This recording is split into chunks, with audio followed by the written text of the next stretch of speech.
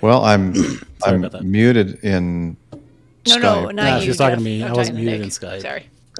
Okay. Specified. Who are you talking to? Not you. So you're recording on Audacity, doing this on Skype. You got StreamYard going. Yes. No, I don't use that piece of crap Audacity. I Yes, use and that's the other Reaper. thing. I'm the only person here that uses a PC. So the Mac hate is extreme. Hello, I hear you, Liz. And you can unmute yourself if you want without adding yourself to the stream, and we can hear your lovely voice as well in StreamYard if you'd like.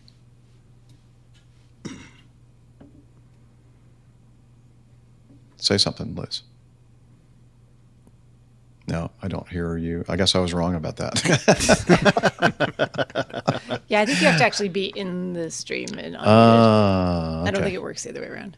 Okay. Well, never. Okay.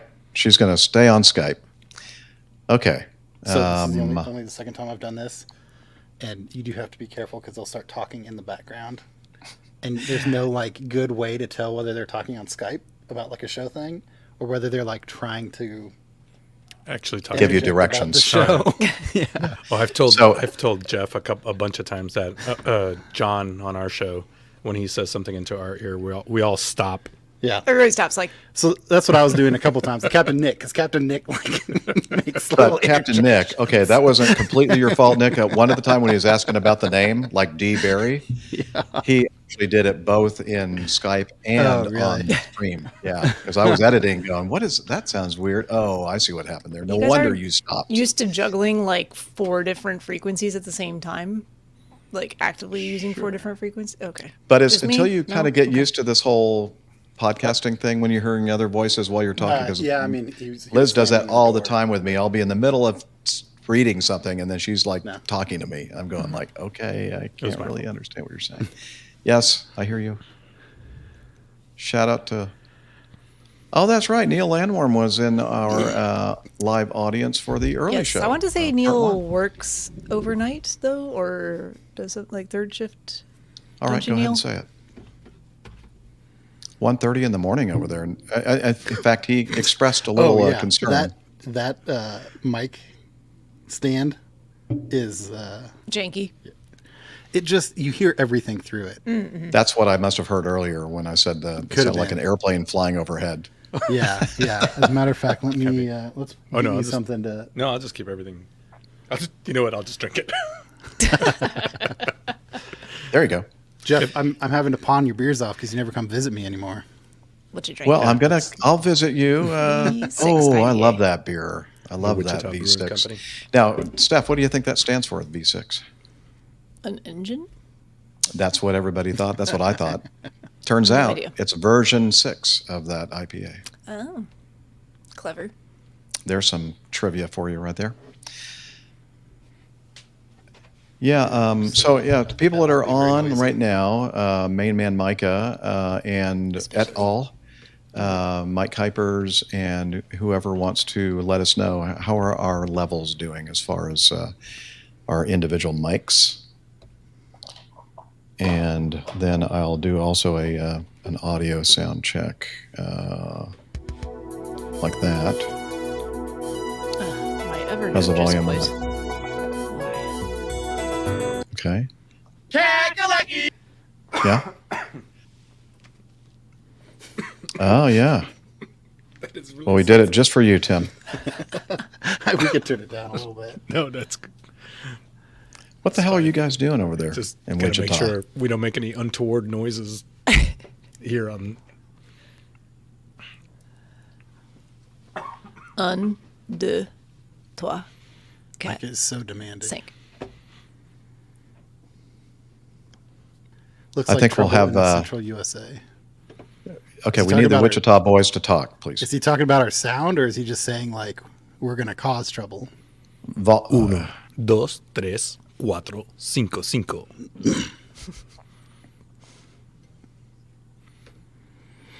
Okay. Oh, and you know what? As Steph was doing her French, I'm thinking she needs to do the translation in that piece of feedback that we were covering earlier. My French is not good. Who sent Well, French feedback? Oh no. We'll see. God. I speak French.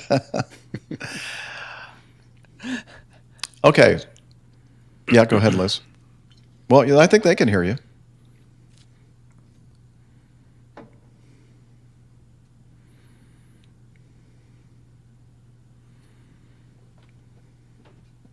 Yeah.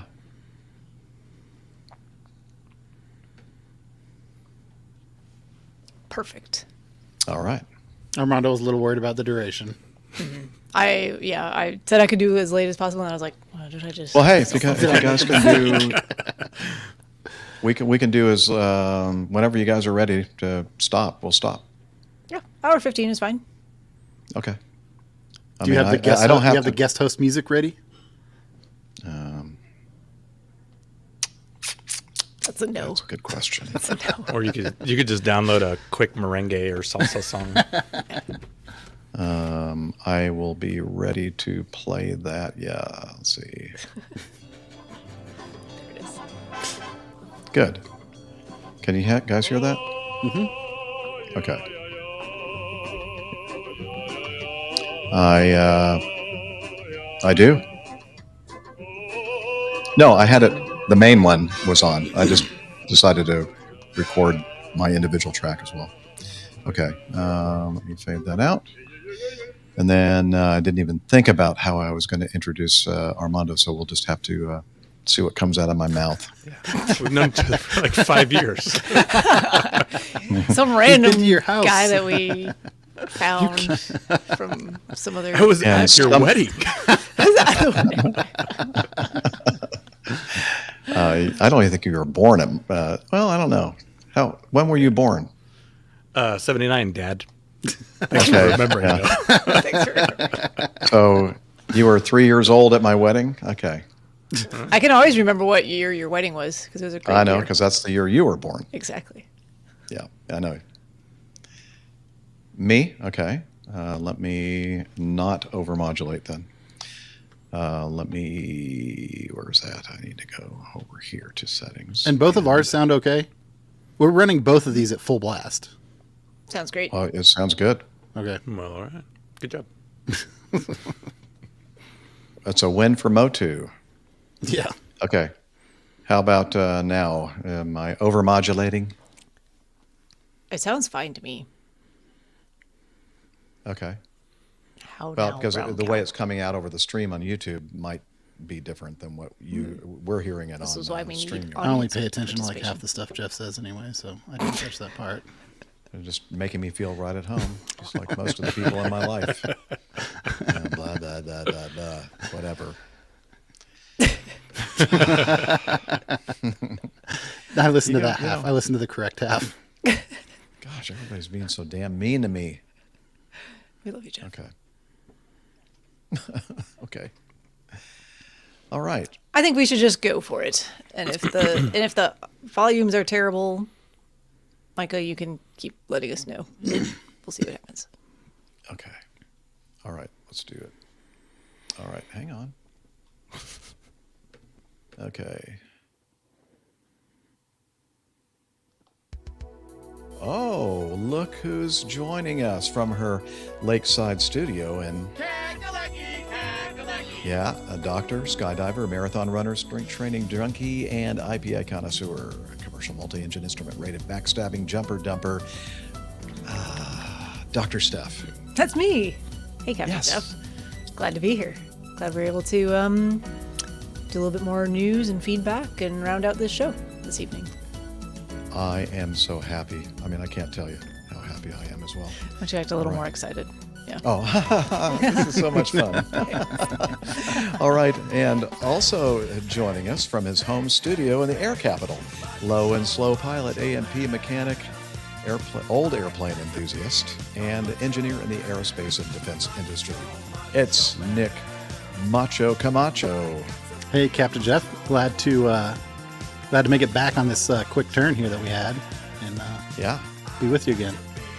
I'm glad that you were able to join us again. And also joining us, hang on, here we go. And we're going to do this and play the guest music in the background. And also in the air capital with Nick Camacho, is a Part 91 pilot extraordinaire, an amazing aviation podcast host from the Plain Talking UK podcast. It's Armando. Hey guys, lots of feedback recently to APG that you guys needed to, bring some British class to the show. So here I am. Are you British? Yeah. Well, my home turf is PTUK, so. I see. Oh man, I thought that was a We shot didn't at invite Captain the Nick. It would have been actual funnier if it Brit was a shot at back Captain for Nick. the second part. I did think about doing this whole show in a British accent, but nobody wants to hear that. No, you're right. Thank you for making the correct decision. All right. So we're doing the second part of the show here. We recorded the first part with Captain Nick earlier, and now we have the folks that we just introduced to you joining us for part two later in the evening on the 16th of August, Wednesday. And we're going to go dive right on into a couple of news items that we did not cover earlier.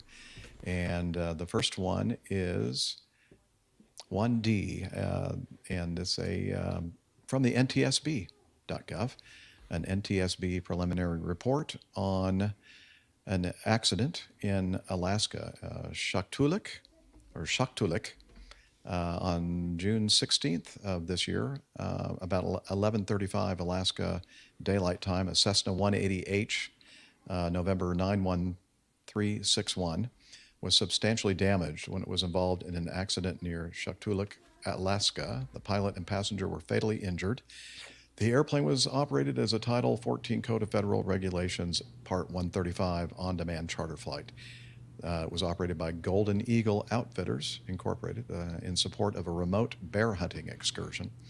2 hunting guides were waiting on a remote off-airport mountain ridgeline airstrip near their camp to be picked up and flown to Unalakleet Airport. So Unalakleet. Unalakleet? Unalakleet. Okay. Mm-hmm. Oh, Unalakleet. What Don't worry happened about to those the L extra there? letters in there. Okay. All right. Wait a minute. Liz, I thought we were going to have Steph read this. I can't. So I'm not making this up. I legitimately cannot see this in Evernote, the actual report. It's like in very weird grayscale for me for some reason. So Sure. sorry. I'd Okay. like to help, Yeah. but yeah. Okay. An hour before the accident, the pilot departed with 2 hunters' clients and told the guides he would be back to pick them up. When the pilot returned, he boarded one of the guides and some of their gear, then arranged to return for the other and the remaining gear. The guide who witnessed the accident stated that the winds were gusting and changing a lot and increased during the hour they waited for the pilot's return. He stated he had flown with the pilot many times and had witnessed the pilot perform takeoffs and landings from the airstrip many times. Airstrip is about 750 feet long and situated atop a down-sloping rock and grass-covered ridgeline. The airplane normally landed uphill on about a 060 heading, then departed in the opposite direction downhill on a 240 heading. During previous departures, after takeoff, the airplane would dip below the airstrip off the departure end, out of sight, then climb back into view and out of the valley. The witness watched the initial portion of the downhill takeoff roll, and nothing appeared abnormal, so he turned away and did not watch the remainder of the takeoff. When he did not hear the engine noise during climb out or see the airplane climbing, he ran to the ridgeline's edge and saw the airplane had impacted the tundra 300 feet below the airstrip. He sent an SOS alert from his personal GPS tracker, then hiked down to the airplane to check for survivors. A helicopter pilot who responded to the accident site about 45 minutes after the accident said that the winds were unusual that day. Winds were variable, gusting 10 to 12 knots from the north, and then they calmed, and then gusted 5 knots from the south, and then the pattern repeated. Examination of the airstrip revealed a small cluster of trees about 2/3 of the distance from the departure end of the runway's left side and downslope. One 12-foot tree, about 4 inches in diameter, was fractured about 4 feet from its base.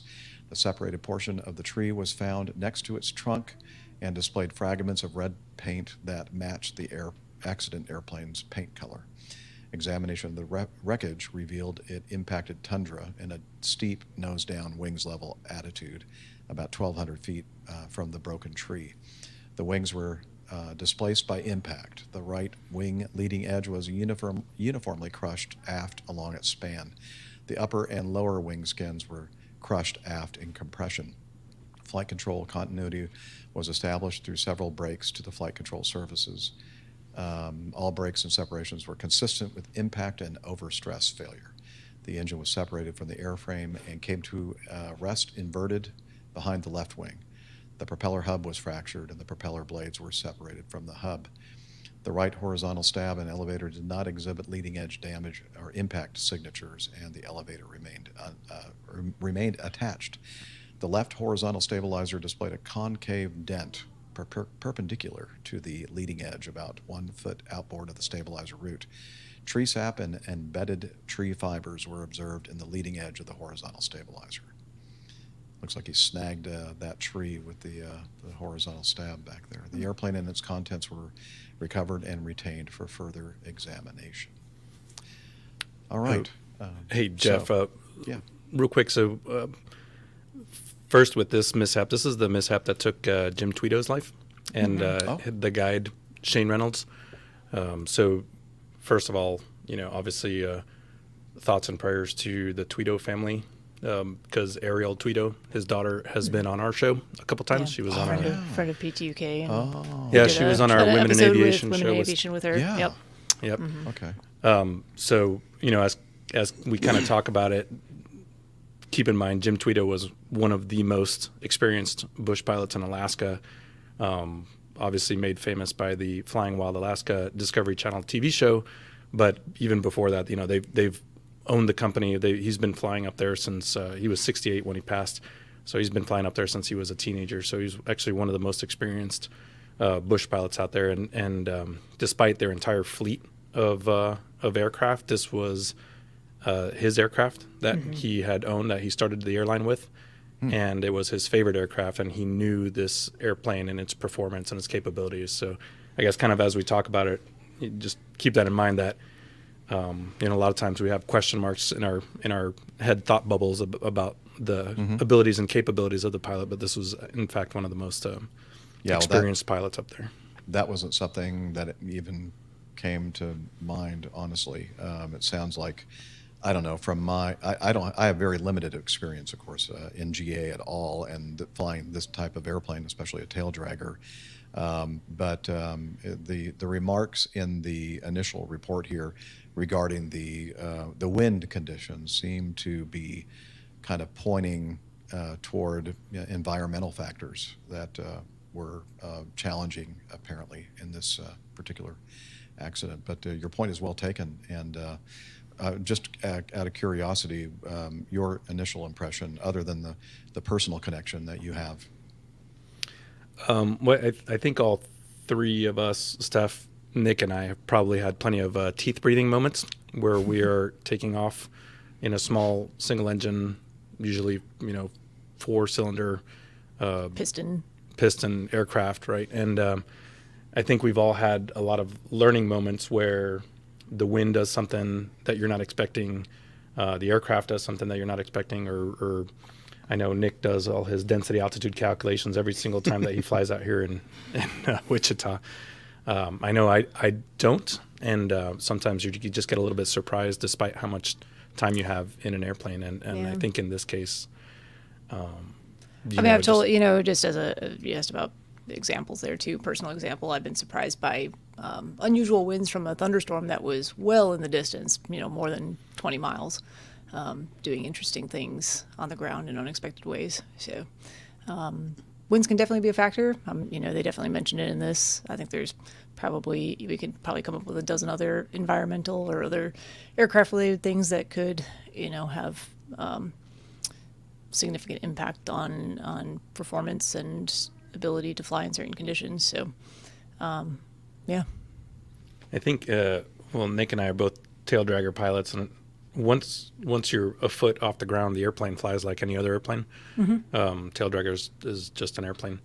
I don't know. You guys got some pretty squirrely winds up here in Kansas. You're probably used to, huh? Yeah, a little bit. To me, the big thing about this is to keep in mind that flying in Alaska is just like a completely different environment from a risk standpoint and from a margin standpoint. There's a lot of times in the continental states where the attitude is like, you don't have to go, right? Like if something doesn't feel right, you don't have to go. And you never have to go in an airplane, right? But in Alaska, they're a lot more dependent on the aviation system, from like delivering supplies, from like hunters going out. When you drop someone off out in the middle of nowhere, eventually you got to go back and get them. And so it's, it's one of those things where it, even if it was a challenging scenario, it's such a different environment up there, right? There's more of a sense of urgency. A little bit different. Yeah. I mean, they regulate things differently up there. I've talked to people who have gotten things approved by the FAA, like the Alaska FSDOs and the FAA, that would be much more difficult to get approved down here, just because they have to get more stuff done with airplanes up there. And it's cool that they're used in that manner. The downside is that they don't have, maybe the same amount of margin that we often try to maintain down here. Well, and keep in mind, this was actually operated as a Part 135 charter flight too. It wasn't a personal flight. It wasn't a private endeavor. Yeah. I mean, lots of people thought after this one, man, if it can happen to somebody like Jim Tweedo, I think we all just took a step back when this happened in June and said, man, just kind of double, like Nick is saying, right? That just double check yourself every time you take off, or go to the airport. Yeah. Mm-hmm. Good advice. All right, we'll see if there are any updates as they continue with the investigation. And thank you for what you said there, Armando, about thoughts and prayers. I mean, your show and our show, we talk unfortunately a lot in the news about events that don't always turn out well, and loss of life is kind of a thing in a lot of these, and it's always a shame and a tragedy. It's always personal for someone, but it's right. Yeah.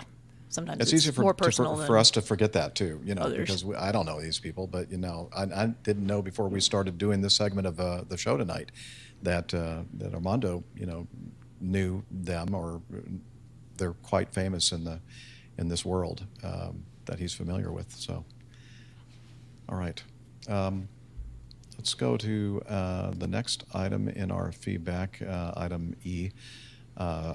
It's a video. And we're going to just play it. It really doesn't require much, well, maybe a little bit of setup. It's audio from liveatc.net regarding a solo pilot and a kind of a predicament that she encountered while flying her airplane.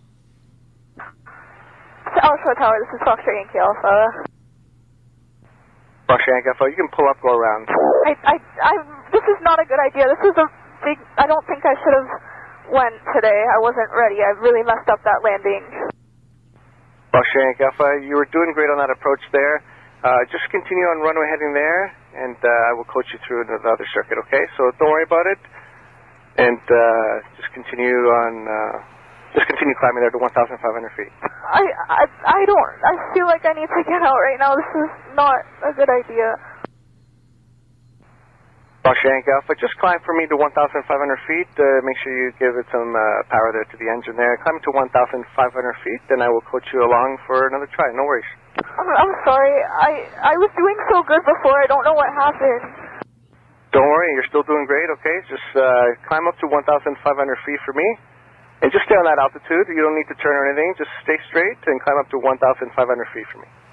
I'm sorry. Don't apologize. You're doing great. So don't worry about it. Just climb up to 1,500 feet for me, and I'll get back to you in just a few seconds here. Foxtrot Yankee Alpha, I'd like you to start a left turn now, heading 120. Heading 120. Left turn. Foxtrot Yankee.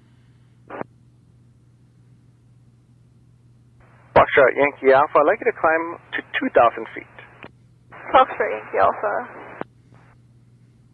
Oshra Tower, this is Foxtrot Yankee Alpha's instructor. Foxtrot Yankee Alpha's instructor. Tower, where's Foxtrot Yankee Alpha currently in the circuit? Foxtrot Yankee Alpha is currently, I put her 3 miles south of the field now. I'm going to set her up for about a 3-mile final at 2,000 feet for runway 30.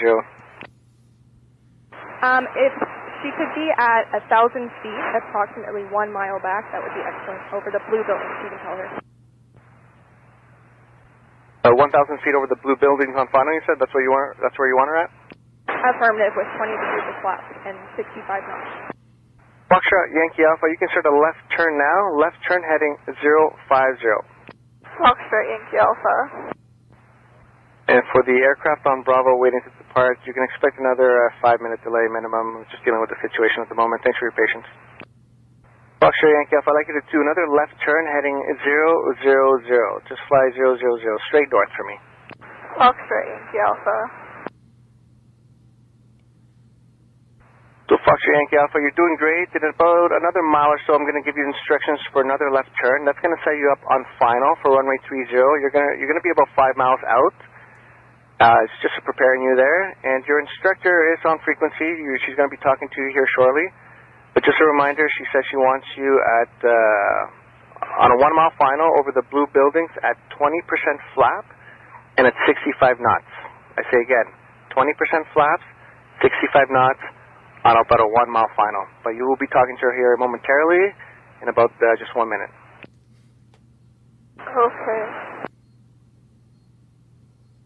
Foxtrot Yankee Alpha, you can start the left turn now, heading 300. That will put you straight on final for runway 30. Left turn heading 300. Foxtrot Yankee Alpha. Foxtrot Yankee Alpha's instructor, are you on frequency still? Affirmative, Foxtrot Yankee Alpha instructor. Okay, Foxtrot Yankee Alpha's instructor. I'm not talking to anybody else except Foxtrot Yankee Alpha. I have her set up on about a 4-mile final at the moment. She's at 1,500 feet, and you can start talking to her. Okay, excellent. Talk. Could you please let me know when she's on a 3-mile final? Sure thing. So Foxtrot Yankee Alpha, continue on that heading there. You're lined up with the runway, correct? Do you have the runway in sight? Yes, affirmative, Foxtrot Yankee Alpha. And Foxtrot Yankee Alpha, just watch your speed and altitude, okay? So stay at 1,500 feet until you start talking to your instructor. And just continue inbound, and you'll be talking to her here shortly in the next few seconds. Foxtrot Yankee Alpha. Foxtrot Yankee Alpha's instructor, she is now on a 3-mile final at 1,500 feet. I'll let you take over. Thank you so much.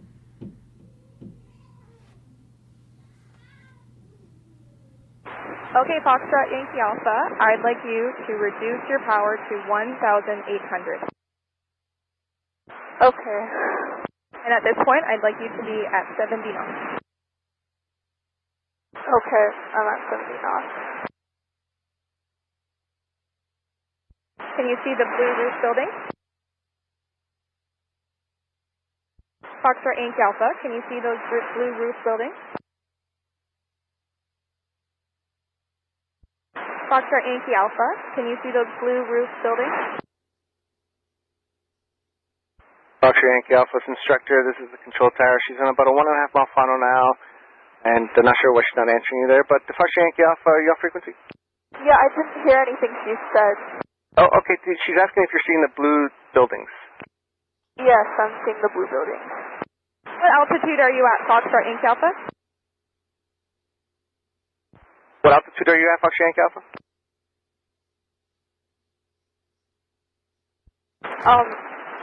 Still kind of, I'm sorry, I'm, like, freaking out right now. Foxtrot Yankee Alpha, just start climbing just slightly, please. Start climbing, Foxtrot Yankee Alpha, start climbing a bit. Okay. Foxtrot Yankee Alpha's instructor, she's about 1/2 mile final now, just below the tree lines there, so I'm having her pull up just slightly. Okay, could you set her up with 1,800 RPM? Foxtrot Yankee Alpha, set up at 1,800 RPM, 1,800 RPM. Okay. And be at 65 knots. And 65 knots, please. It's not, like, it's not staying at, I don't know. I think I don't know what's happening right now. I think I need to increase power, but it feels like I'm sinking. Foxtrot Yankee Alpha, yep. I have you in sight now. You're over the tree lines. You're on final, about quarter mile final, runway 30. Fox Yankee Alpha, you are cleared to land, runway 30. Foxtrot Yankee Alpha. Please tell her to pitch down slightly to maintain 65 knots. Fox Yankee Alpha, pitch down slightly to maintain 65 knots. Okay.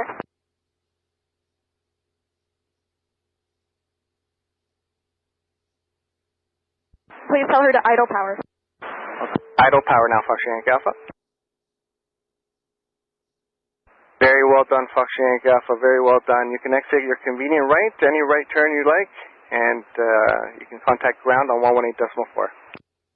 Foxtrot Yankee Alpha. Tower, thank you very much. I'm going to have to bring you donuts later. Yeah, no worries. It was a team effort. Wow. That was something there. I could very much feel her nerves, you know? Right. And that's when you're that nervous, especially, you know, it doesn't have a whole lot of information about, she's obviously student doing solo work. Not sure if she was staying in the pattern before that or had been out on a cross country somewhere or something along those lines. But yeah, if you're, you know, low time, not a lot of experience, a poor landing attempt, or maybe just not a lot of repetitions, that's a pretty easy way to shake your confidence.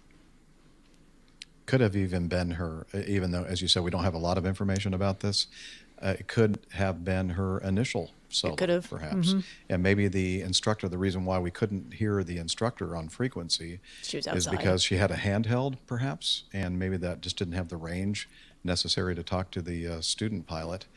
And it kind of makes sense to me that if it was the initial solo, you know, having the handheld radio would be something that, you know, you'd probably see in this situation. Mm-hmm.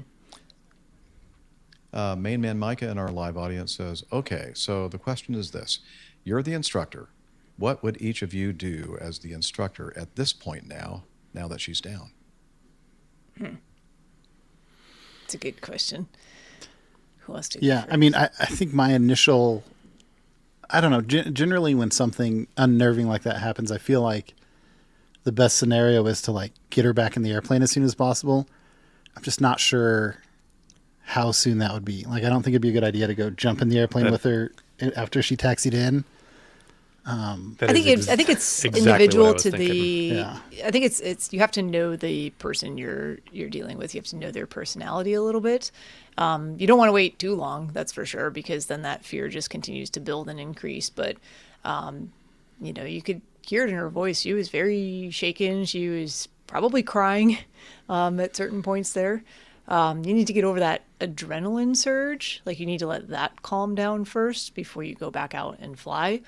For some people that might be later the same day, but just in a very, you know, with the instructor in a very informal way. Hey, we're just going to go do the things that you've always done, whatever it was up to this point, or even go do something that's, you know, not instructional in nature. Make it more just fun and casual and laid back, and take the stress component out of it.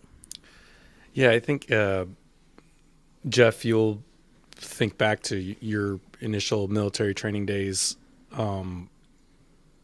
So my second to last assignment in the Air Force, I was running a schoolhouse. And I think even military training has changed quite a bit in that when you have, so different people have different levels of what we would consider trauma. So like none of us would consider that a traumatic event, right? But if she's 17 and you know, this is the most emotional event that she's had in her life, this, you know, could be a defining moment. So even in the military, when we had progress check failures, when we had any situation that resulted or would result in remedial training, we actually took a much more compassionate approach. And you know, traditional military training, I know UPT, undergraduate pilot training, is very fast paced and everything, but we were a mission schoolhouse. So when people were having troubles or would have a setback like this, we actually had the leeway in our syllabus and our time, and the leeway from our higher ups to actually sit down the individual and start asking some of these questions that I don't think even the airlines ask of, hey, let's slow everything down. Tell me, and you start digging into the person's motivations, their fears. Maybe there was a disability that hadn't been identified before, whether that be a learning disability or even, so when I used to fly Civil Air Patrol cadets, the physiological responses that would happen in the air were unforecastable, if that's even a word. And sometimes it just took some. Is it? I think so. Now. Anyway, we just made it one. Well, there you go. So we make up so you words have all the to take time here. also the weather. No, unforecastable.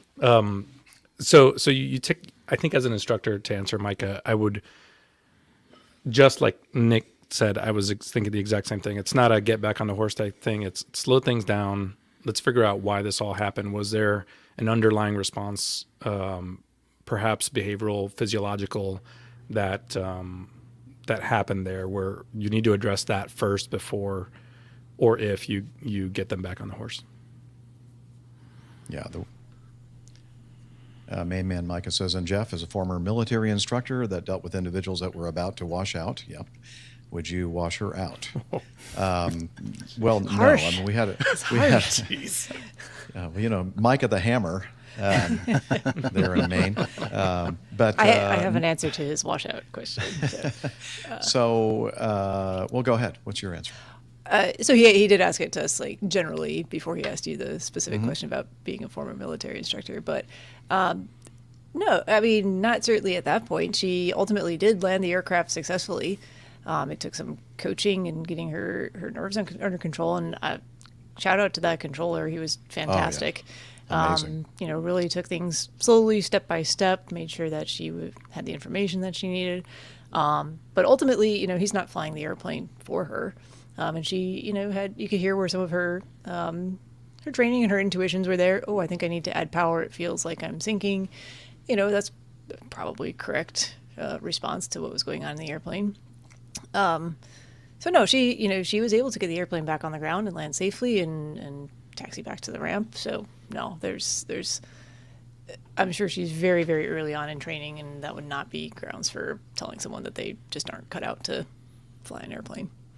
Yeah, and if this had happened to some of my many initial solos in jets, the process is it's not like, okay, yeah, you really screwed that up, so you're out of here. We had quite a detailed process that they would go through, and we'd debrief, and then we'd go up for another dual ride and go over landing patterns and that kind of thing. And then when the instructor felt confident that the student could get back in the airplane and do it again, then they would do that. And as I said, it would be several rides before that student would be considered to perhaps not make it through the training program. And as I said in the past, because I was the assistant flight commander, I got the problem kids. And usually it wasn't. Still do. He still does. Look at who's sitting here with him tonight. It's because you're so soothing and calm, and very much like that controller on the. Well, that is one of those things that it really does help. It doesn't help things at all when you're yelling and being really, just very dramatic and anyway. The situation here is, or from in my experience was, okay, understand and usually for me it was the kids that I was flying with. I say kids, they were only a couple of years younger than me at the time. I think I was a kid. Back in my day when I was 26, 27 years old, and these students were 23, 24 years old. Yeah. So they were literally almost the same age I was. But you just a lot of them were getting sick, and a lot of it had to do with motion sickness combined with the super high pressure. And Armando kind of alluded a little bit to the fact there is a difference between a little bit more laid back in general, kind of a training program in general aviation as opposed to military aviation undergraduate pilot training. It's a very, very high stress environment. And something I would never, ever want to do again in my life, because when I was doing it, I mean, I can't tell, I think I've mentioned it a few times on the show, where if it was like a rainy day, I'd go, yes, like, we're not gonna go out and fly, because it required certain weather conditions to go out there and fly, aerobatics and all that kind of stuff. And I just, not because I didn't enjoy the flying, it's because every darn thing that I was doing was being evaluated constantly, and I just hated that. Anyway, so, being a little bit more laid back and, okay, this is what we're going to do, and then flying the airplane smoothly, and they'd make it through, no problem. They wouldn't get sick ever again. So, yeah, I think great advice, you guys. Let's don't throw her right back into that fire today. Let's talk about this, maybe even do something not even related to aviation. And just, because she seemed to me, based on what I could hear in her voice, she, I think, was really close to just like letting go of everything and just saying, that's it. Yep. I give up. I don't want to be here. I want to get out, she said initially. Well, that's not going to be good unless you have a parachute, Yeah. So you're going to have to stick with the airplane and land it, get it on the ground. And the air traffic controller did an amazing job, I think, with his tone of voice and everything else. So, yeah, wow, what a situation that got my adrenaline flowing, that's for sure. Yeah. Well, thank you for all y'all's experience and advice, and hopefully that answered some of the questions from the Hammer main man Micah. All right, I think we're going to go ahead and do the part 2, getting to know us, that time of the show where we wear silly hats, and except for Nick, he's not really wearing. Captain Nick's not really wearing a silly hat. I think Captain Nick made this, so that's why he gave himself a more favorable hat. You're absolutely correct. Yes. Yeah, that's the time of the show where we get together and talk about what we've been doing between episodes. And I know we just recorded on Friday night, Saturday morning, just a few days ago, but still, I'm sure that things have been happening in people's lives. Like Steph, for instance, the reason why she couldn't join us live Saturday morning was because she had a lot of flying to do over the weekend. Yeah. So did that happen? Yeah, I did a lot of flying last weekend. There were a lot of things I was supposed to do last Saturday that I was planning to do up until about, midday on Friday. I was planning on getting up early to go for a long run. I was planning on joining you all for last week's episode. And then I was planning on going to the Panthers game, which I had tickets for. Yeah. Yeah. And I did none of those things because I spent all day flying. What's that? Did the game get rained out or something, or you're no. just busy flying? I was busy I flying. went. The game happened, which Armando can attest to. Yeah. Great. It didn't go well for the Panthers, though, so there was that. Does it ever really, though? Not in recent memory. So, but it's preseason. It's preseason. Yeah. I was going to say, as a person whose baseball team wins the preseason every other year and is still the second worst team in baseball, it doesn't mean matter. anything. Just preseason. Does not matter. That's fine. That's fine. No, our usual airplane caravan was in for 100-hour maintenance and had a couple other items that were going to be addressed at the same time, and I guess parts were slow to arrive. So we ended up leasing a basically identical caravan, but the gentleman who owns it was very, and as he should be, insistent on doing checkouts with the folks who were going to be flying it. So as of Saturday morning, only myself and our chief pilot, who was unavailable for the weekend, had been checked out on it. So I got to fly by default. So I flew probably close to 15 hours this past weekend. I think I did 21 loads each day.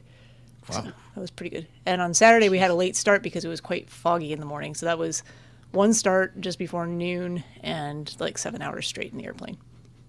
It's awesome. Wow. Yeah. busy. Sunday was much more relaxed. And it was very hot. Like heat index of 100 plus all weekend long. Yeah, it's been hot everywhere, I think, Yeah. here in the States. Yeah, but it was fun. It was a good weekend. Very productive amount of flying. Just none of the other things I planned to do for the weekend. Oh, well. It's all right. I enjoy the flying too. So That's life. I'll take the 15 hours. All right, very good. Camacho, what have you been up to, sir? So let's see. I got off the show on Saturday and immediately rounded up my son, and we went up to the Cosmosphere, which is a place about an hour north of here. It's a space museum in the middle of Kansas, kind of in the middle of nowhere, but it's a cool place. They have the original, like the actual Apollo 13 module. They have the actual Liberty Bell 7 module. They have a Blackbird. So they have some really cool stuff. So my son has been wanting to go up there on his little aerospace kick that he's been on. So we went up there and got to see all of that stuff. It didn't have as much of an impact on him as the airplane stuff we've been doing because he's not as tuned into space. I was trying to talk him through the Apollo 13 situation.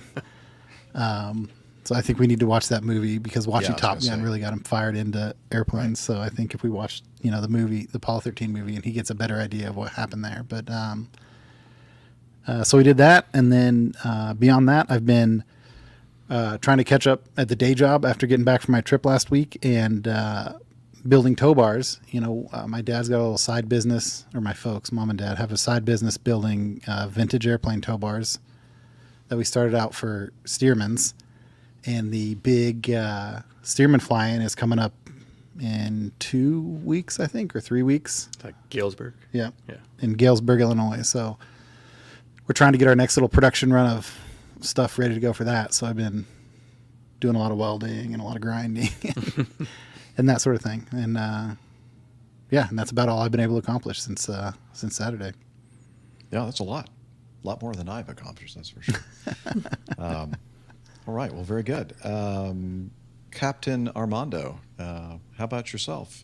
You've been on our show a few times, and but it's been a while, and we want to don't go into detail about everything. Since May 19th, which was our NODA meetup. Let's see. So on the 20th of May.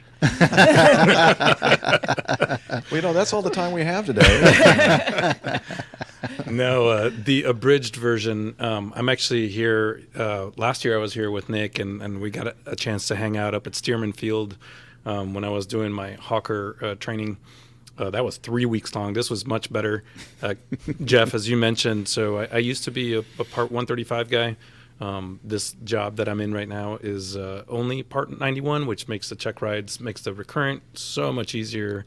So much less stress. It's they don't call it a progressive check ride anymore. It's an incremental check ride, which means there's no actual check ride at the end of your recurrent training. It's just they set out with this matrix, and then as you go through the week, they just check off boxes. And once they see, that's all they need to do. So there's no actual check ride. There's no real knowledge exam or anything like that. So it's just so much more stress-free than last time I was here. And so I actually got to enjoy it, and you have so much more bandwidth to actually, fly the airplane into sim, do the things that you don't usually do. The V1 cuts, you can do it at your home airfield. They ask you, what's your 90% operation? And I told him, I was like, my principals actually only fly day VFR. Like we don't we try not to touch any clouds. We don't fly at night. We don't leave before 8 a.m. and we never get back past dinner. So, I tried that with Acme, and right. They said no. They didn't go along with that at all. Yeah. So today was just kind of a wrap up day, my last day in recurrent, and they said, well, what do you want to do? I was like, well, I want to do actually day VFR V1 cuts to see, no kidding, how long it takes to run the checklist, and airspace wise, three-dimensionally, where am I going to go? Because as Steph knows, the Charlotte airspace, I'm in Concord, which sits just underneath the Class Bravo, which if you have an engine failure, you can declare an emergency and you can go anywhere. But I wanted to get a three-dimensional sort of time and space picture of where can we go to troubleshoot, run the checklist, secure the engine, and then do a single engine approach back in. But it's just so much more relaxed in Part 91 than 135 or 121. so that's the reason I'm here in the air capital of America. And but actually, to what Nick just said, one of my highlights for the whole year was doing a photo mission from my Cub with a Stearman that's based there at Concord, North Carolina. And I'll send you guys the video later. But I saw some of those pictures in the video. I think that looked awesome. It was such a beautiful thing to see, and the owner of the Stearman does a lot of formation stuff, and he's a formation instructor and everything. So he was tight up on my wing, and we got some amazing pictures. What a beautiful aircraft! And then, but when I was flying lead, we swapped the photographer from one ship to the other. But I was flying lead, and I just wanted to keep like glancing over at him because it was such a beautiful thing just to watch this Stearman on a clear blue North Carolina morning. It was 7:30 in the morning, and man, probably one of the highlights of my flying career.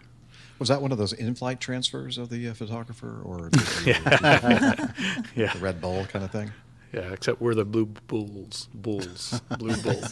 Wait, careful how you say that. Trust me, you do not want to be that. Where's the spoon? We need to do that. There we go. A little late, but better late than never. That's it. That's all I've done since May 20th. All right. Well, come on. That's it?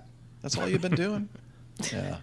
Anyway, as we mentioned, Armando is a big part of the Plain Talking UK podcast, and he gives it credibility because he's the only American that's on that show. Yeah, we had to get our dig back in. I saw all those comments in the live audience from people like Neil. Yeah. Yeah. So great. Well, we're all caught up now, and we already did the coffee fund and the cover art. So that means that we can take a little bit of time. How much time, Liz, do we have before we wrap it up? Oh, that's a lot of time. Okay. We don't have to stay that long if you guys want to leave a little bit earlier than that. But why don't we head over to the feedback and look at 4. This was sent in to us from Alan. And he says, "Hi, guys and girls. Thought you might like this. Great to see that lovely profile in the skies, even though ... Well, what he's alluding to here is that it's not the, he's referring, of course, to the Concorde, or not the Concorde, Concorde. And it's a very large radio-controlled model of it. It's supposed to be or it says here, world's largest RC model, 149 kilograms, 10 meters in length. It has 4 jet turbine engines on it. Now, he did include the video, which we're not going to play on the show here, but we'll have in the show notes. But there are a couple of frames from the video there for you to take a look at that beautiful airplane. Can you imagine how painful it would be? You're controlling your RC model and it crashes. I mean, can you imagine how much? This is not a kit that they bought at the hobby shop, No, it just, I wonder about the perspective flying that, because anytime, and I struggle with this with, like with drones where you're not using kind of the, the goggles, the augmented vision, where you can see first person view. First person view. Yeah, that's what it is. FPV. Because I've had a couple of little cheap drones just to like fly around in the house or in the backyard or something, and I'm terrible at it. Like I crash them quite a bit because it's hard without that FPV perspective, that first person view perspective.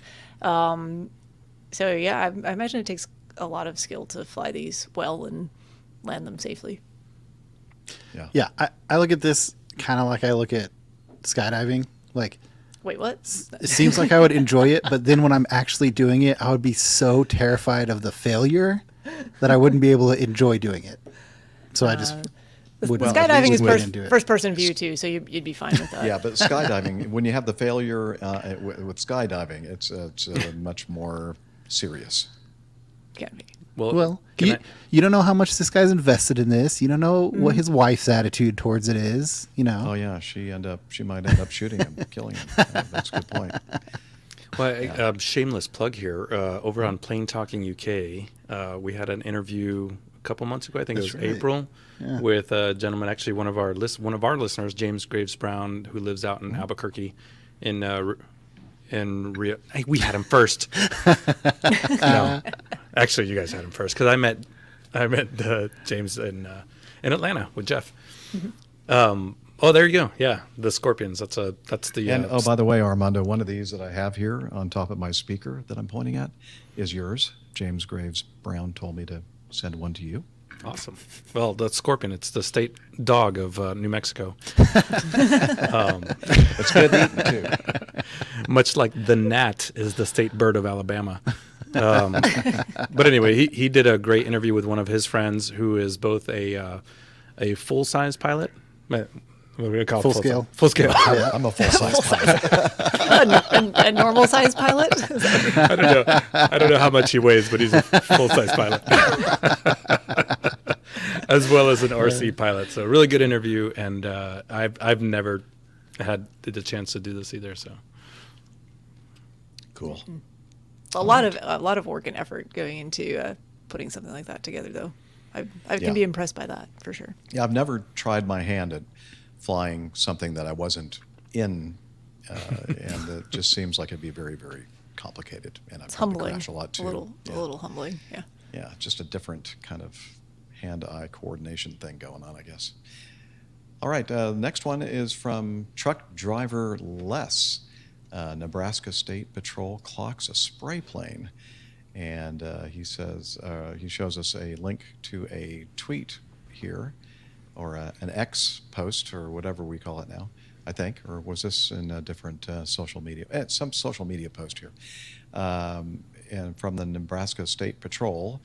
Just a word of thanks to our ag producers across Nebraska taking care of business in the field to feed America. And so, let's see, truck driver Les says, nice tip of the hat to Nebraska farmers and ranchers by the Nebraska State Patrol on their Facebook page. Oh, there we go, Facebook page. Trooper locked in the low-flying airplane at 160 miles per hour. And that's, we're looking at the vantage point of the driver's seat of the patrol car. You can see the the ag plane there in the distance, very low, not too far away. And the radar display, the radar readout on the dash of the patrol car here showing actually 161 miles per hour. Pretty cool. Just one of those things you don't think you're going to see every day. Yep. All right. We'll continue on with this from Robert. Checking in with the crew. Apparently my entry into the airline business wasn't meant to be. I was made an offer I could not refuse and will be making another job change next week. Of course, he sent this in to us a while back. So I'm sure that he's well established in his new job. He's going to work for the State Department of Transportation of one of those states above the Mason-Dixon line.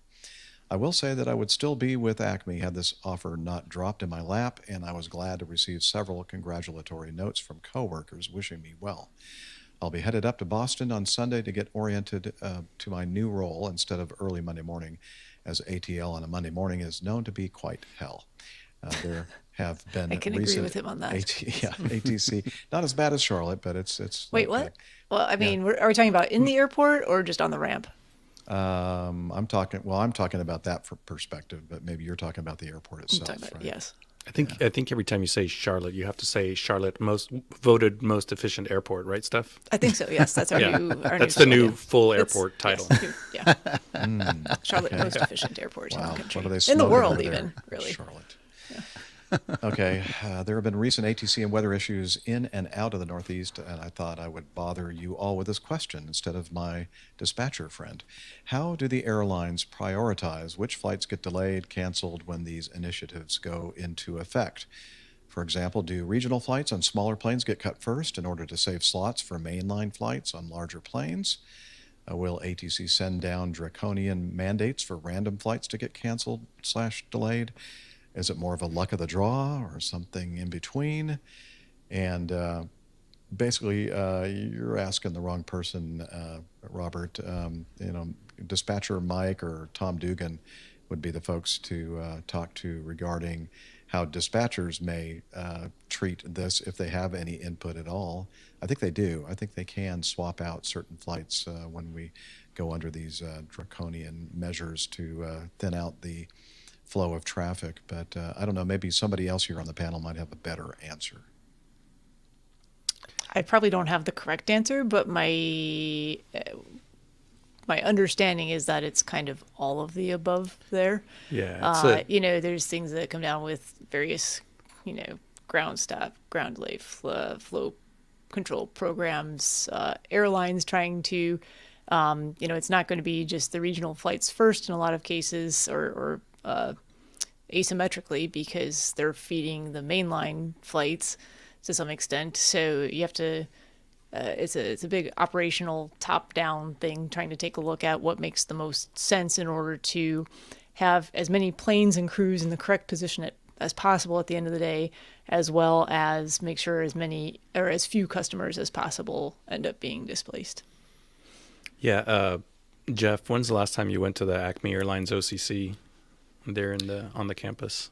Well, I was really close in February when I was in my recurrent training, but it's been probably, since I've spent any time at all up in the OCC, it's been a couple of years at least. Yeah, I've been there pretty recently. Yeah, it's a team effort. When everything's going right and when everything goes wrong, or a minor thing goes wrong, or a major weather event, it is a team effort, and you have everybody from the dispatchers to operations to sales to res to in-flight coordinators, because you got to get the cabin crew in the right place also. They're not necessarily linked up with the pilot side. It's a whole team effort. It's pretty impressive how airlines run, actually. Just a great there's machine. A lot going on behind the scenes that, as a customer on an airline, it's hard to imagine how many wheels are in motion to make everything work smoothly. Yeah. Yeah, I was a industrial manufacturing engineering major in college, and a lot of people associate that with like making efficient manufacturing lines and stuff like that. But I knew a lot of people that got hired by airlines because they would utilize their like logistics and analytics skills and stats and stuff like that to help them solve these problems. Mm-hmm. So they're like very complex problems with many variables, like Armando was saying. So pretty interesting job. I mean, every time we have any kind of an irregular operation, IROP, going on at my company, which is a very large legacy carrier here, well, around the world, but a concentration of flights domestically for sure. And when things just, the wrench gets thrown into the whole mechanism, I just don't know how they manage to get everything sorted out as quickly as they do. My hat's off to those folks that have a grasp of all these different crews and airplanes and, in various places. It's just amazing to me that it gets recovered as quickly as it does. I think 95% of the listeners of the show would understand how much has to go into writing the system, getting the train back on the tracks. Sometimes it's pretty amazing to see those non-frequent travelers and the level of frustration that they display at the airport when things aren't going so right. And, as much as I get the chance to, and I don't fly for an airline, but when I was doing Part 135 stuff, I would often commute in uniform. And it was almost kind of like that air traffic controller with the previous video where it's like you have to say, hey, trust me, none of us want to be here right now. Yeah. Like the airline doesn't want to be in this situation. The pilots don't want to be in this situation. The gate agents don't want to be in this situation. Nobody is having fun right now. I promise you, they are doing their best to put the train back on the tracks, and they are not personally going after you or your luggage. No, we are actually. We're going after each one of you individually because we want to make your life miserable. Yeah. Miserable. You just have to watch out. The only ones you have to watch out for are those captains that are at the end of the line. Their 65th birthday's right around the corner. They've got nothing to lose. Loose cannons.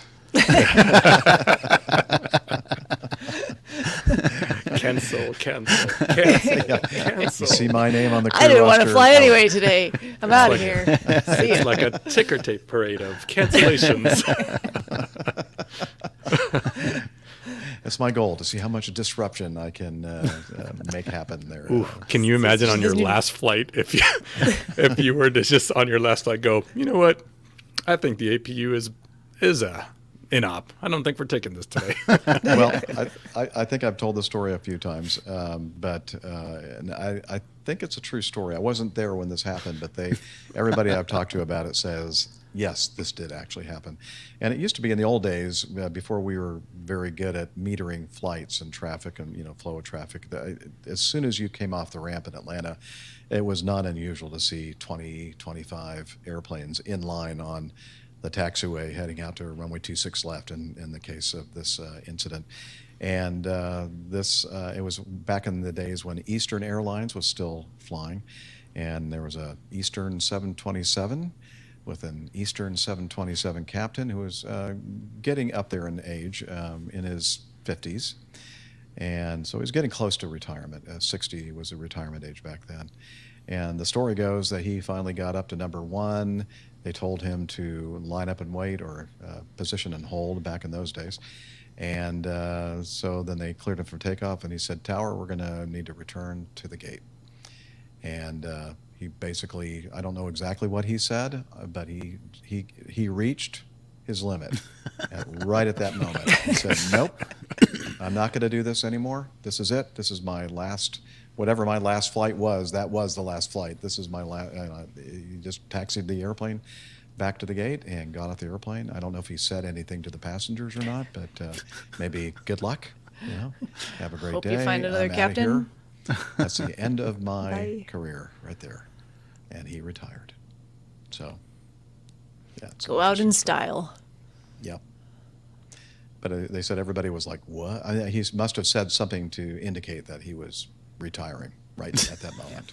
Nope, don't call me again. Don't call me at all. Yeah. I'm done. Yeah, they probably were happy not to call him after that. All right. We'll continue on with some feedback from Sam Dawson. In episode 575, you covered the final report of Transair 810, the 737-200 that crashed off Honolulu in July 2021. I came across an in-depth analysis of the accident by Admiral Cloudberg. Link is attached. It's about a 30-minute read, so I'll try to summarize it. There are a couple of good learning points from this accident that are brushed over in the NTSB report. I actually took a look at this after reading this feedback from Sam, and there were a lot of things that were kind of brushed over in the NTSB report. The night prior to you'll remember this was the accident of the 737-200, the cargo aircraft Rhodes Air Transair. I think they were operating under Rhodes call sign, and I think they had two 737-200s, and they had an emergency and ended up crashing. So off of Honolulu International Airport out in the water. Okay. The night prior to the accident, the captain had an argument with his first officer, the only female pilot working for Transair, that turned into a shouting match in the cockpit. At this point, the FO stated she would not fly with the captain and walked away in the middle of the after-start checklist. It's obvious from the transcript that the accident captain had not moved on from this incident and was distracted by it. The captain goes on to say that that FOs should acquiesce. So now we're talking about the incident flight with a different co-pilot, a different first officer. The captain went on to say that FOs should acquiesce to their captain in spite of what they thought the book said. At one point during the checklist, the captain interrupted the FO to mention he was going to use his cell phone to send pictures of the wording in the manual to the chief pilot in order to prove he was right the night prior to in his altercation. So this is still heavily on his mind the next day. Even during the taxi for takeoff, the captain again violates the sterile cockpit policy by bringing up the incident the night prior. It's obvious from the transcript that he was focused more on the flight from the previous night than the current flight. At one point during taxi, the captain says about the previous night's FO, "These are the kind of women you don't want to get married to. Some men, they lose their temper, and the next thing you know, the wife is dead, They start punching them and kicking them, and they lost their minds, you know? They kill the woman. It's the woman who could drive you to do crazy stuff, you know? Okay, so this guy has some This guy issues. has a lot of issues. Yes. So, A lot of loose screws. Sam says, yikes. Yeah, I think I we all agree do. with Sam. Yikes. Next is the confusion with the air traffic controller. I think this stems from one of Captain Nick's pet peeves. The captain, who is the non-flying pilot, states in his initial call to ATC after the engine failure, Rhodes 810, we have an emergency, stand by. The air traffic controller, dealing with several aircraft and without the clearly stated Mayday, Mayday, Mayday, missed the content of the transmission and issued heading information. Rhodes Express 810, radar contact, fly heading 110 to join Victor 2, resume own navigation. This results in a back and forth as the air traffic controller, dealing with several flights, still does not initially understand that the 737 has experienced an emergency. Oh, and this is just a side note from me.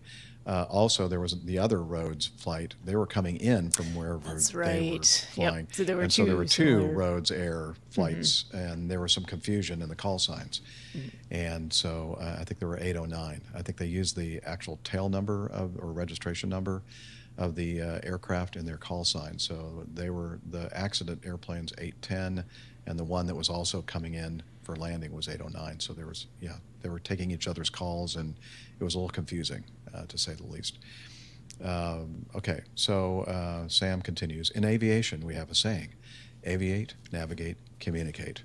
Yet for several minutes, the captain is tied up in this communication during an emergency while the FO was flying the airplane. Then when the captain returns to the cockpit, he's there the whole time, but he's basically mentally not there. He says, you want me to take over, or you got it? And the FO responds, no, I'm okay, thank you. The FO had, up to this point, been flying the engine failure profile.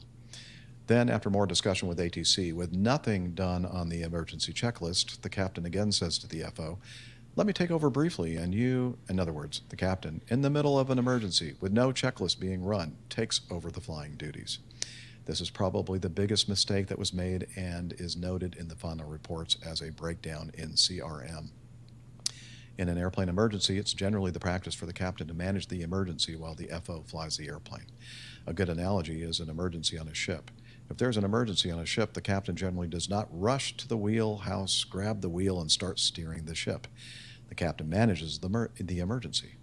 There have been studies about this, and it's been found that during an emergency, if the captain is the flying pilot and loses situational awareness, in almost every case, both pilots lose SA.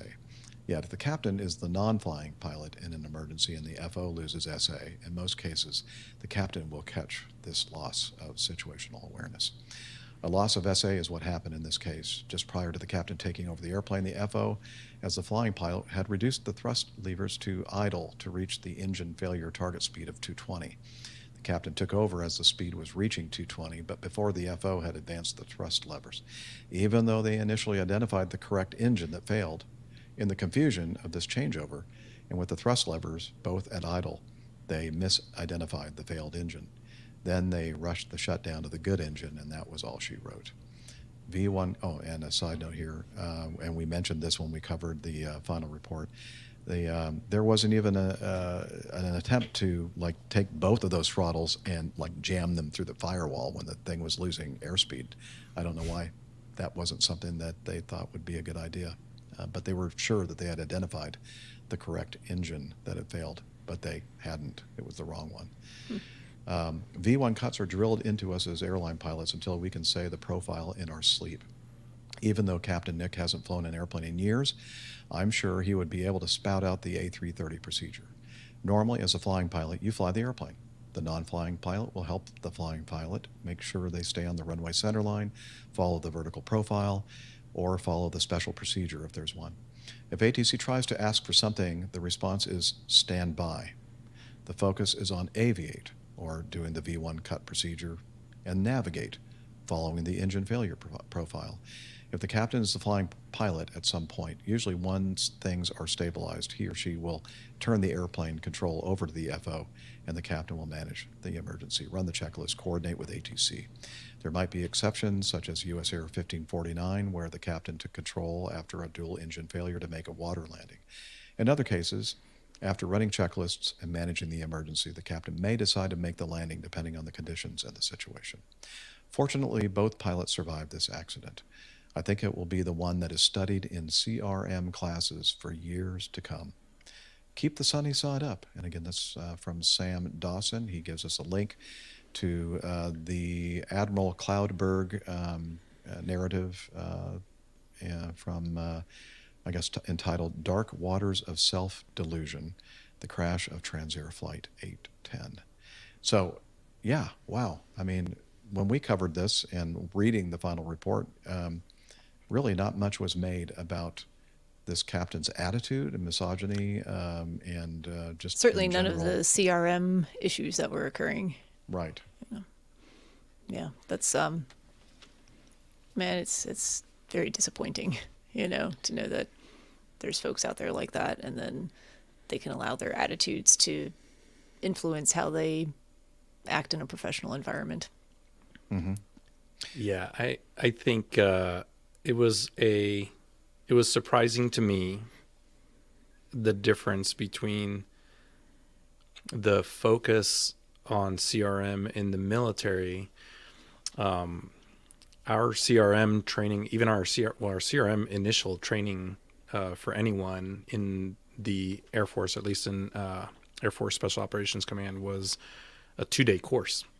It was a full 16 to 20 hours with case studies and situationally based training.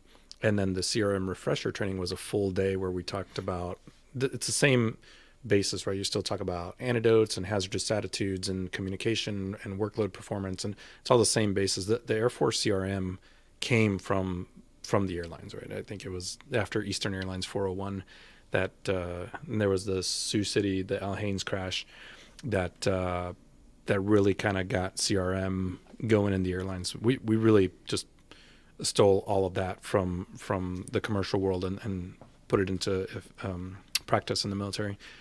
But these are all things, at some point, Sam said a breakdown in CRM. Well, the breakdown in CRM happened the night before, right? And at that point, you should have been able to identify everybody's both attitudes, the emotions involved there. One walking away, one saying, "Hey, I'm the captain now. Look at me." That's a movie reference. So that was really the breakdown in CRM.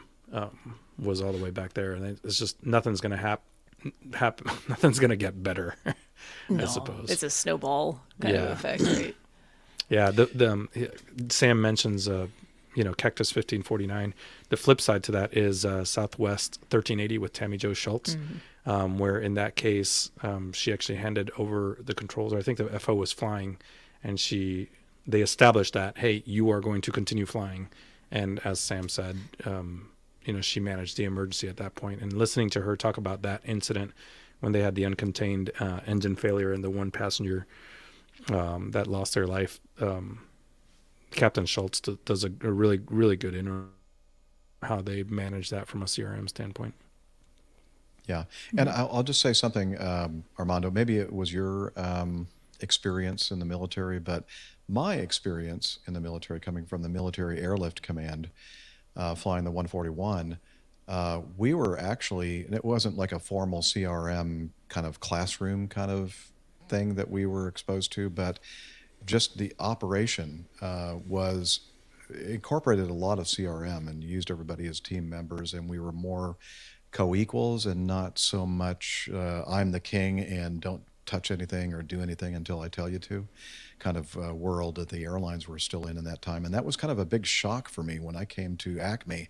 I'm thinking, holy cow, wow, what is going on here? I mean, this is the way I thought things were 30, 40 years ago, but I didn't realize now, you still are running cockpits or not all of them, but there were a lot of captains that were still running cockpits like that back when I was first hired at Acme. So, but it was, as you said, very shortly thereafter, we started incorporating. In fact, I think Acme was one of the leaders in the airline world for CRM instruction. And but again, that really did kind of shock me that you would think that the airlines would have been a little bit more progressive than the military airlifters were. But anyway, I just wanted to throw that in there.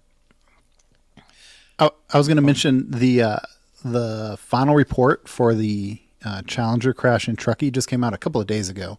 Oh, I think we talked about it back when it happened, but it was a Part 91 flight that crashed going into Truckee in, I think, 2021. And it was similar in that it was, there was 2 or 3 different things happening with the flight, but it was really a breakdown of CRM, and they got themselves kind of in a bind trying to do a circling approach, and then their crew interaction kind of broke down, and I think the captain had. I should have paid more attention when I read it. I think the captain actually had less time in the airplane than the FO. Either one or both of them were contract pilots, so they didn't have a lot of experience, if any. I think it may have been their first flight operating together, and so there was no, and Part 91 business jet operation. So probably not as much of an emphasis when you're bringing in outside people. And they just got in a situation where they were not, they weren't utilizing each other as resources, right? They weren't fighting necessarily, but they weren't taking advantage of all of the resources in the cockpit, I think. So that'd be an interesting one for people to go look at too. Yeah. And in Part 91, business aviation or commercial aviation, there's no requirement for CRM training. Right. At all. Mm-hmm. If you happen to have it because you were an airline guy or military guy, that's great. But people can absolutely go have a career that is, flying a Bonanza, then into a TBM, then into a King Air, and then from a King Air into a Learjet, and then 20 years later they're flying a Challenger, and still have never had formal CRM training among other trainings. It's just not required in Part 91. They cover it a smidgen when you do a type rating, but it's maybe a half-hour block. And I guess just one last quick thing here, because I know we're kind of running low on time, but it's just very shocking to me that in the 121 world or 135 world even, you can come across folks with these kinds of attitudes that somehow make it all the way through not only being in a CRM type environment, but also, through upgrade training to become a captain. That's shocking to me in this day and age, but I think they're still out there. So. Yeah, I think the kind of personalities that get so worked up when people question their authority usually are people that aren't very good aviators to begin with, and that's just a generalization, I guess. But just let it go, and let's fly the flight that we're flying today, and and maybe go see a psychotherapist or get some kind of counseling about your issues with women and people that question your authority. All right, we're going to end this with number 12, feedback from Larry Geezer. And he says, interesting article, but applied only in the cabin for passengers. And this article that he links to, which we're not going to read because it's going to be self-evident why Larry thought this was an interesting thing for us to cover, is that United became the first U.S. airline to add Braille to aircraft interiors, helping millions of travelers with vision issues. And he said, they also added, or Acme did the same thing, I think, and we added it to our cockpit as well. For those, but you bam! Oh wait, gunshot. That was funny. Geezer, by the way, is a self-assigned nickname Larry gave himself. And he said, although I'm thinking of changing it to a more sophisticated alias like Lima Delta Golf, or perhaps a French one like, now, Steph, could you help us with the pronunciation here? Some of those words don't appear French to me, actually. Yeah. Liz can back me up on that. Can I go ahead and try it? Paddle your own canoe. Got it. Got it. Yeah, Larry. That's funny. That's what my lower back tattoo says. Well, so that's a news source that Liz loves to go to on our show, Armando, from paddleyourown.canoe.com. I do listen to your show. Do you? Really? I don't know. Usually when I'm going to sleep, but yeah. Yeah, I know. Pictures. Yeah, I know. Yeah, funny. Okay. So that we'll put if you want to read this article, we'll have it in the show notes. And that means now we're going to wrap it up. We always like to point you to our website, airlinepilotguide.com. Lots of good stuff there you can check out. And we are also on the social meds. And Steph, she's always the one that nails this. So go ahead. I am, but do it, man, it's Steph. been a while since I've had to talk about the social meds, so apologize if I'm rusty. I'm excited to see the updated Twitter to X. Oh no! What am I going to say? I haven't even thought about this. Oh no, I'm unprepared. Call it Twix. That's Hey, what let's start with one that hasn't changed. We're on Facebook. That's still facebook.com/airlinepilotguy. And then I guess the social media app formerly known as Twitter, now known as X. Good news though, our handle has not changed. We're still at APG Crew, and our individual handles are still pinned to the top of that page. We'll figure out what to call it eventually, I'm sure. And still on Instagram, Nick posts our weekly show art there. That is APG Crew as well. And as always, I'm hoping that everything else is still the same in the world, and that Hillel is still occupying your shower. Yeah, I hear the. And that he hasn't changed his name. Hello, can you tell us about Slack? Awesome. All right, come on over here. Sit down. Oh, he's getting water all over the place. Tell us about Slack. APG listeners, please join us on our Slack team. Slack is a communication, coordination, and sharing platform that works on your mobile, laptop, or browser. On Slack, we share news and ideas, we suggest episode and plain tales topics, we plan events and meetups. To get into the Slack team, please email me at slack@airlinepilotguy.com. That's SLACK, Sierra Lima Alpha Charlie Kilo @airlinepilotguy.com. Or send me a tweet with your preferred email address to @Hillel, and I'll send you an invitation. That's Hillel, spelled Hotel India 11 Echo 1, and see you in Slack. All right, thanks, Hillel. Appreciate it. Here we go. Mind if I use your razor, Jeff? Yes, I do. Mind. It's always something right. very personal. It's weird. It is. We have a very personal relationship. Close relationship, I see that. That's what I should say about it. Okay, great. Well, so nice that you were able to join Camacho there in Wichita and join us in the whole APG world, Armando. Always good to see you. Yeah, it's always good to see you guys, but Nick in person once a year. Yep. Whether you like it or not. And, although I think we're going to see each other twice this year. Yep, maybe twice if everything works out. Yeah. Oh, cool. I can't Nick's wait coming to hear about Charlotte? it. Sweet. Better Oh, than wait. Charlotte. No. Yeah, about that. All right. All right. So, how can people contact you if they'd like to, Armando? We make it easy. Just you can go on whatever platform you want to go on and just look for Plain Talking UK podcast. That's All on. We're on all the social medias, all the same ones. Or you can just follow the link from the APG website, for which we get a small donation every time you click on it. Really? They've diverted it from the coffee fund. No, We put a link at the bottom of APG, and it just extracts a little bit of the coffee fund. Wait a minute. That's not fair. Not enough to notice. Just like, a couple cents here and there, but over Liz time. knew all about it. She set it up. The concern in Okay, Jeff's Liz, face. we need there to talk. was- Yeah. All right. I and, know we're- nothing. Speaking of Liz, well, I was going to say thank you to. I'll go ahead and do that. Thank you, Liz, for all the hard work that you do behind the scenes. And, My pleasure. while we're doing the show, and always fantastic. And finally, I'd like to say to everybody, thanks for hanging out with us every week. Tell all your friends, and wishing you clear skies, unlimited visibility, and tailwinds. Take care, and God bless. Cheers, y'all. See you next time. Adios. Bye, everybody. Okay. There we go. All Turn right. off your recorders, Jeff. Recorders. That was fun. Yeah, great.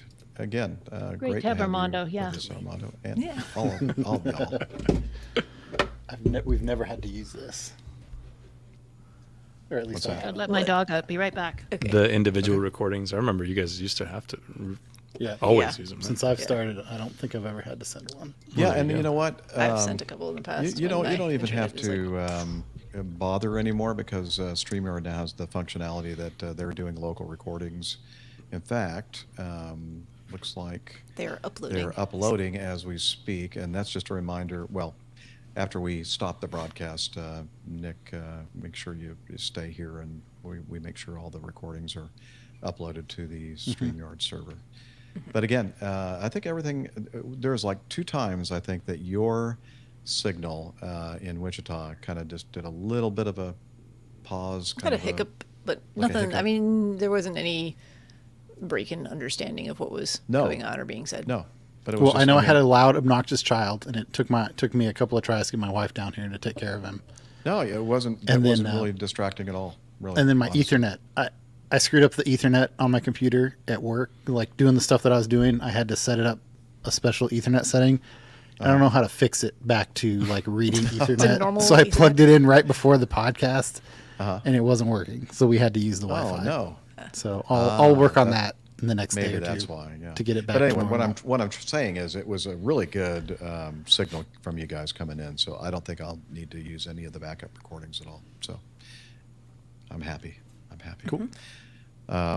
Okay, so I think we already have some great ideas, and Captain Nick is probably already working on the artwork from the part 1. And so thank you, everybody in our chat room, for hanging with us. And looks like some of you were here with us for the entire thing, both parts. That's So, dedication. Very much so. We yeah. appreciate it. All right. Well, with that, I think we're going to go ahead and stop the broadcast, and then we'll have a post-show meeting, and then we'll be on with our lives as well. All right. Take care, everybody. Bye.